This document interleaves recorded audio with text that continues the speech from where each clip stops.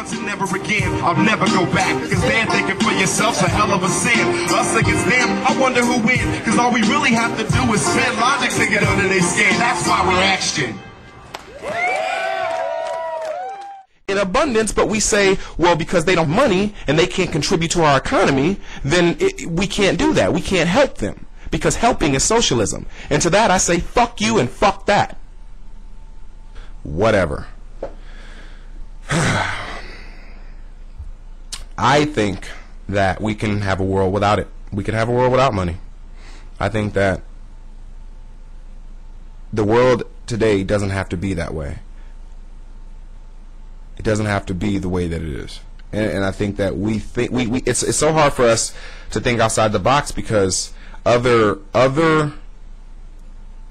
economical ideas have been basically vilified by the top 3% in saying that capitalism is evil, or I'm sorry, socialism is evil, and communism is evil, and socialism is righteous, and or I'm sorry, capitalism is righteous. And who makes these decisions about what is evil and what's not? I mean, there's got to be a way to take the best parts of all of these ideas and disregard the rest.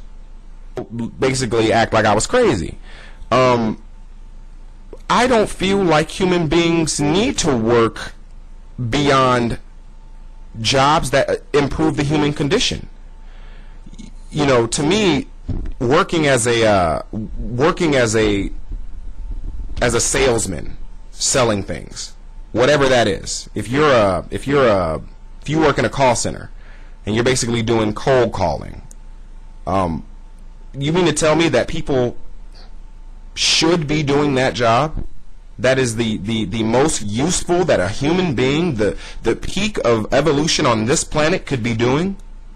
No. And you can't tell me that. And you can't tell me that that's the best thing that they could put especially your skills. I mean, I'm not even going to go into your resume, but I mean, trust me, there are better things that human beings can be doing besides picking up a phone trying to sell shit to other people.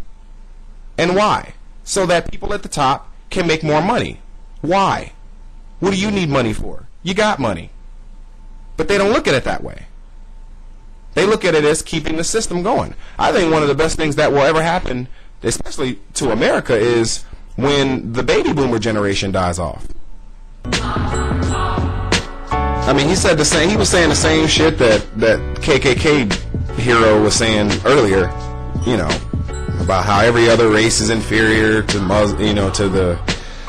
to his, and how Muslims are gonna basically, you know, take over the world, and, you know, yada yada. Same shit. Women are inferior. Women need to be in a kitchen pumping out babies. Same shit. This is just the same shit. They are the past. We are the future. That's it. That's all you gotta say. I am the past. You are the future. I will fight to keep the past the way it is and preserved in the present. You will fight to obliterate the past and move towards the future. That's where we are. Yeah, you know, I would even say this. I would even say that, I mean, I think this is somewhat a Buddhist perspective, but if there is a God, what does it matter? Obviously, he hasn't shown himself. He's not going to show himself. He's not going to intervene. So whether there is or whether there isn't, it's almost like it's a moot point, because he's not going to show up whether he's there or not. So we spend all this time trying to appease something that essentially doesn't want to be appeased, doesn't want to be bothered, doesn't want to be called to. He's basically turned off his fucking cell phone. God has turned off his cell phone, and nobody can reach him. Well, of knowing the answer to such a question, and neither are you. There's simply no way for us to really know right now if free will actually exists or not, whether there's a God or not, because, you know, forget about the problems if there's a God. If there's not, then you wonder if you make the choices, or the chemicals in your brain make the choices for you, and if you have any choice over the matter. Or why people do things at all. Is it something they chose to do, or just something that, you know, there was a chemical, some type of chemical imbalance in their head that allowed them to do such a thing? Some people don't feel any type of remorse, like, you know, and they'll plug them up to machines that see if they're lying or not. They don't feel any type of remorse after they've killed like 16 or 17 people, and that's not normal. That's something chemical. There's something in the brain that is wrong. They're not just fucked up evil people. I mean, yeah, evil by their actions, but you got to wonder what type of person, what type of brain could produce such results. And that's why I think that I don't think there's really a way we can say with our current level of technology if free will, by the sense of whether it's chemicals in our brain that make us do things or whether there's a God. There's no way we can know.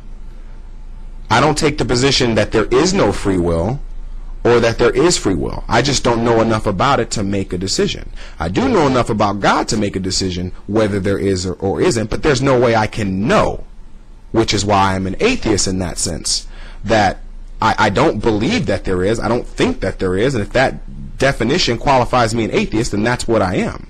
But I am agnostic in the position that I can't know if there is a prime mover or not. I can only try to reason and rationalize it out. And that's the best that we can do with our intellect. I mean, there's really no way around that. So I think there's a confusion about agnosticism as a belief and agnosticism as a position. Yeah, I mean, and I asked that in the barbershop. I asked, listen, you mean to tell me that God gets all the credit, God gets all the credit for all the good things, and human beings get all the blame for all the bad things? And every one of them just said, yep, that's exactly how it works. And I mean, I laughed out loud. I mean, it was just, I mean, if there was a big LOL above my head. It's almost mind-boggling that people think that that's the way it works.